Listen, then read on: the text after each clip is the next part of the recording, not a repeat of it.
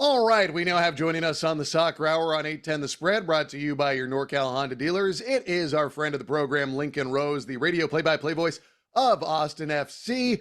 Mr. Rose, what's going on, man? How are you doing?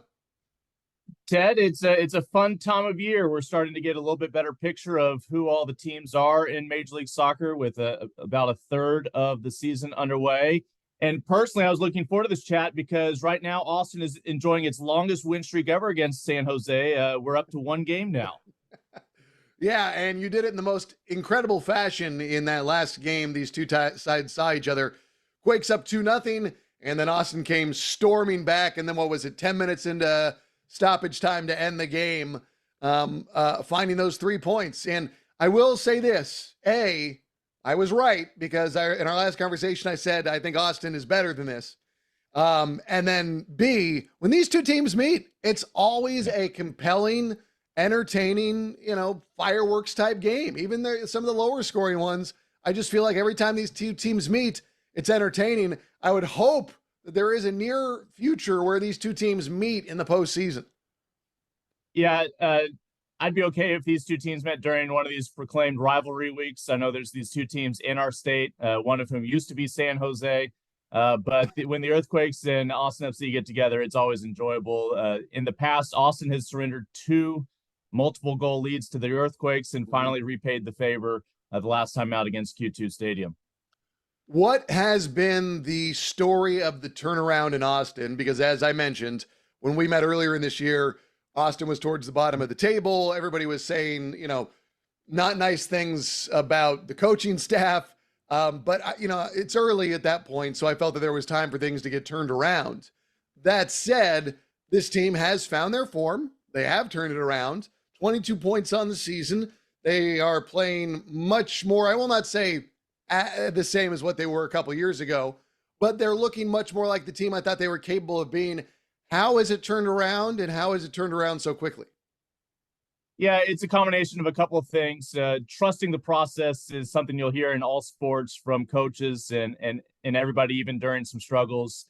But this is a team made up of players who are bought in and players who have won at a variety of levels. I mean, look at the roster. The ingredients are something any coach can work with. And when you have a healthy Sebastian Driussi, finally, that offense can start to match what the defense has been able to do. Now, obviously, I'm talking about defense. Those 3 goals conceded to San Jose has not been the norm this year. It might be the norm against San Jose for teams in MLS back and forth, just high-scoring affairs. We do not expect this to be 0-0 on Saturday. But Driussi, of course, you saw him in that 101st minute coming through with that game winner for him. That's one of 3 game winners this year for Seba. But with him and under-the-radar signings, Diego Rubio healthy up there, able to be creative on the attack. Hodder Obion coming down from FC Dallas now with 4 goals, including a brace on his birthday in the last outing against Sporting Kansas City. All of that combined with a more reliable defense. Now, of course, we talk about Brad Stuver, but the shots that Brad Stuver is seeing, for the most part, are low percentage opportunities, even if they are finding their way on goal. And that's a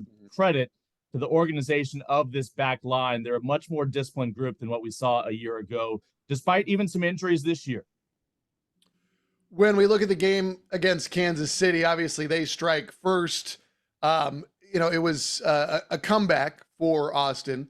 Do you think this team is comfortable playing their game regardless of what an opening score might say to statistically? We know, the team that scores first oftentimes wins, but I look at just the way that they responded in that game. There was no panic, and they didn't drastically change their game. And it was about 10 minutes later with the equalizer. And then, suddenly, it's 3-1, and then Sporting pulls one back a little bit later. But I didn't see a lot of panic at any point.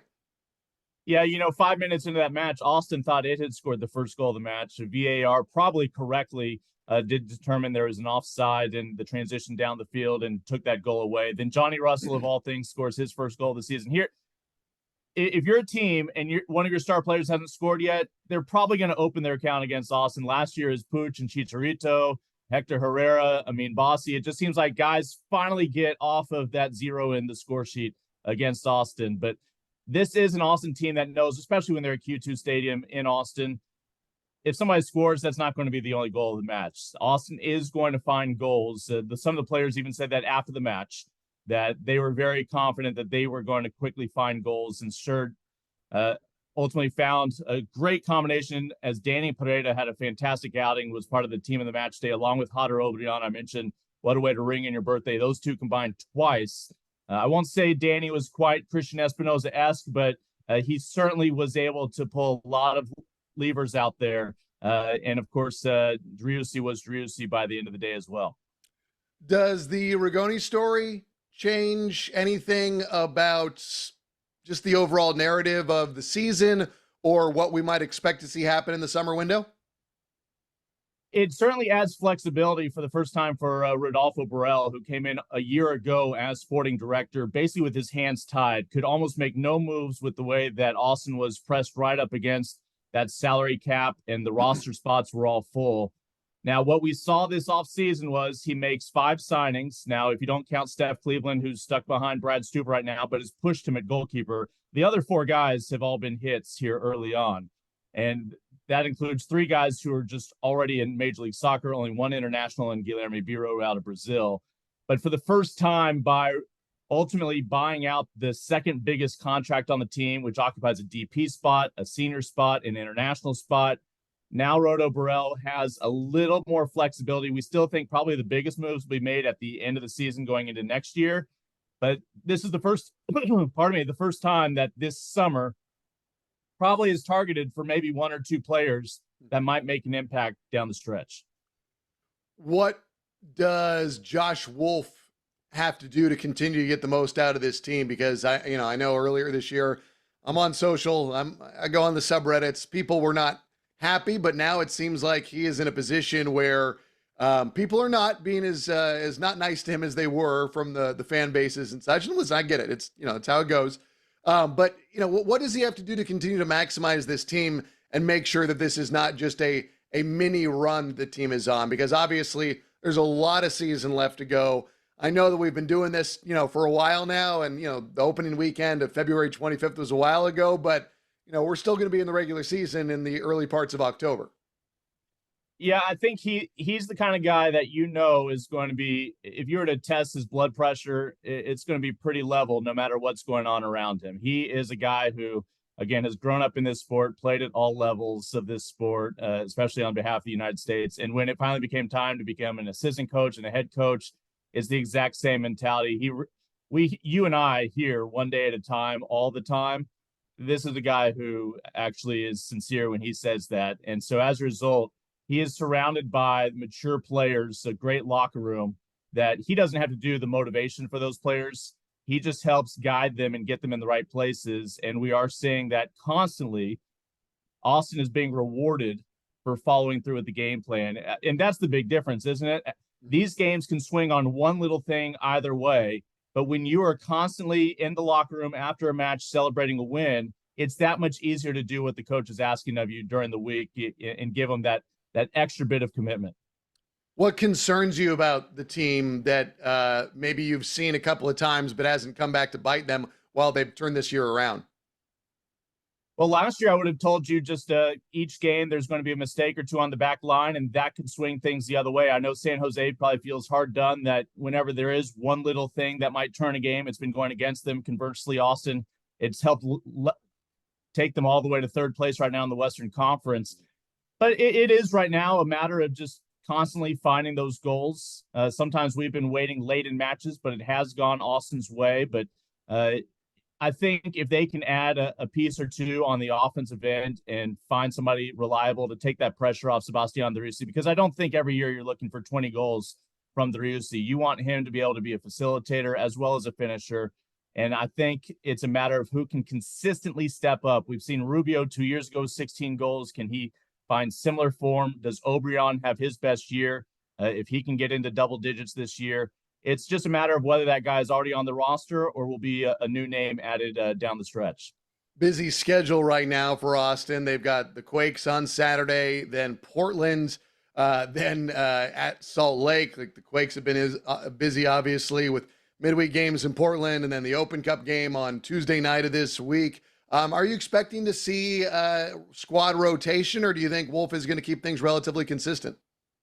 So I'll tell you that match against Kansas City, that's as close to squad rotation as Austin FC can manage right now. There are several empty spots on this roster, and it's not because they just don't want to sign players. Again, it's about not wanting to put a Band-Aid on something that's going to cost you in the long run because you were so determined to try to have success over a 2-week stretch rather than over the final third of the season and even subsequent seasons. So it is a shallow bench for Austin. With that said, we saw the men who were called upon against Kansas City to come step in and try to help manage those minutes was good enough. And you mentioned those teams coming up, a trip to RSL. They're an easy out this year, aren't they? I haven't been paying much attention. Has RSL found any kind of success this year? Bottom of the table. Definitely not at the top. Bottom. Good to hear. Where do you think the game on Saturday hinges?